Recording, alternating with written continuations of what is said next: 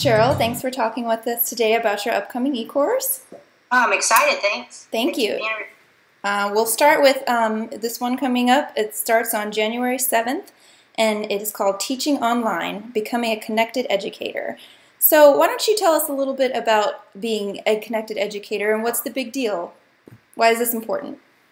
Well, I think being a connected educator has pretty much gotten to be common fare in today's world. Most people understand that in order for you to be successful in the classroom and preparing today's kids for the future that awaits them, you really have to have some ability to be able to connect and to collaborate and to learn with and from different educators around the world. You know, this whole idea that none of us is as smart or as clever or as informed as all of us together. So I think that is primarily the reason for being connected.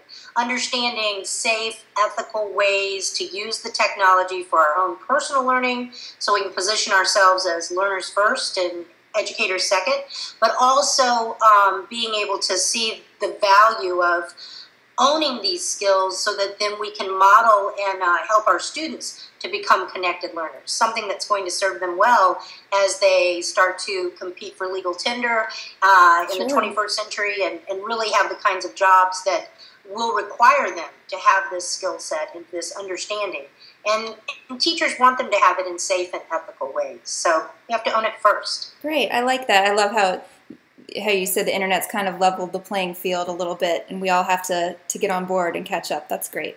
Let me tell you that this particular course, Teaching Online course, the really cool thing about it is that, and it's probably my favorite course, I've been through it with a lot of really smart people, so I've learned a lot along the way.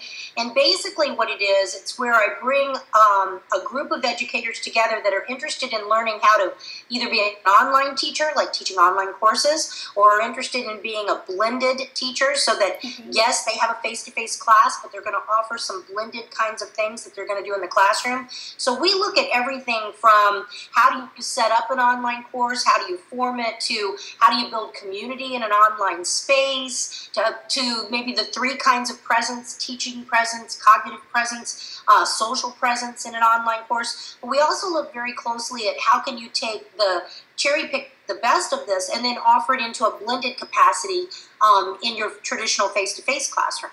So the Teaching Online course, it has the Connected Educator piece in it because that's incredibly important. There'll be a little bit of tools and there'll be a little bit of really thinking through how do you be, what's important in connected learning. But more importantly, it's really going to look at this idea of how do we teach online in effective ways? How can you just not digitize analog content and say, there, checkbox, or my change agent box. Instead, it truly helps people develop online facilitation skills. So if you want to teach an online course, if you want to start facilitating some online things, like maybe a book club or maybe some other kind of online venue that you're going to do, maybe even out of education, teaching online is going to give you those skills. No, that's great. It sounds like it covers a lot. Like that would be very useful for a lot of different people. So you've already kind of answered question number 2, but how would this course change the way the participants think about learning and teaching online? I think the way that it's going to change the way they think about teaching and learning online is that they're going to start to really think deeply about what changes when you bring teaching and learning into an online space. You know, a lot of people really, they're excellent teachers in a face-to-face capacity, but then when you take them into an online space, you assume that's going to carry over, and it doesn't always carry over. And so what this course will do is it'll really enable educators or people wanting to teach in online spaces some kind of frame where they can really think about, okay, what are the attributes, what are the dispositions, what is the good pedagogy that I'm going to need that looks very different from face-to-face when I take it online. We're going to really show people how to leverage these tools to their potential and how to choose the right kind of technology with the best pedagogy to teach a particular content objective. So, you know, you won't have like the same tool being the same answer to everything that's going to be done. Instead, we're really going to think about the purpose of using that particular technology to get the deepest learning and the deepest impact for that kid. So obviously, virtual learning experiences are here to stay. They're not just a passing fad. And I can see why people would be interested in and think they're a novelty, perhaps. But what to you makes them vital? I'll tell you what makes them vital is that it used to be that as teachers we had a choice. We all knew somebody that was like the resident geek or the nerd, Sure. and technology was their thing, but I was a teacher and I'm going to do my thing. Right. And then we also often kind of moved to thinking about, oh yeah, technology, it has a place. It's in the computer science classroom. That's not the case today. You know, I think that when we think technology, I think it's almost too narrow of a frame. For me, it used to be that I plugged into the machine or I plugged the kids into the machine and it was me interacting with the machine. Now this technology is really a portal. And it's really all about the human network. It's me and the children passing through the machine to the other side, connecting with great minds and other interesting cultures around the world. So I don't think it's a choice anymore. I think it's business as usual, not business as unusual. And I think it should, that all teachers should see themselves as being able to teach online as well as being able to teach face-to-face. It's just one more dimension of the job. Sure, sure. I think people, it's so easy to get stuck in how the way things were and not wanting to change, but you can't get away with that anymore. You got to move along with the times, sure.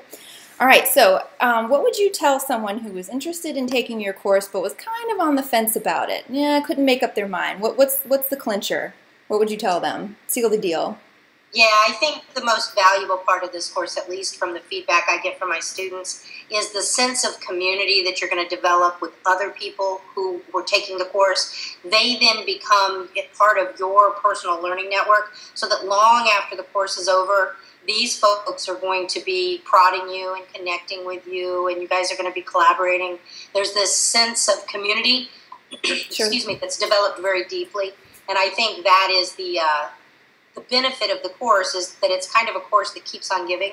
In addition to that, you're not only part of just the course for the 10 weeks, but you also then become part of the PLP Community Hub, which is a very vibrant, lively online community of practice where you'll have thousands of educators literally from around the world that can help inform your thinking, hold your hand, you know, and kind of walk you through past course. No, that sounds fantastic. Thank you so much, Cheryl, for talking with us about your course. This is Teaching Online, Becoming a Connected Educator, and you got to hurry up and sign up because there aren't many spots left, and it's starting January 7th, so you can start out the new year with some new ideas and some inspiration, and you can check this out on plpnetwork.com, and we will put the links in the video too. So thank you, Cheryl. All right. Thanks a lot. We'll see you guys later. See you online.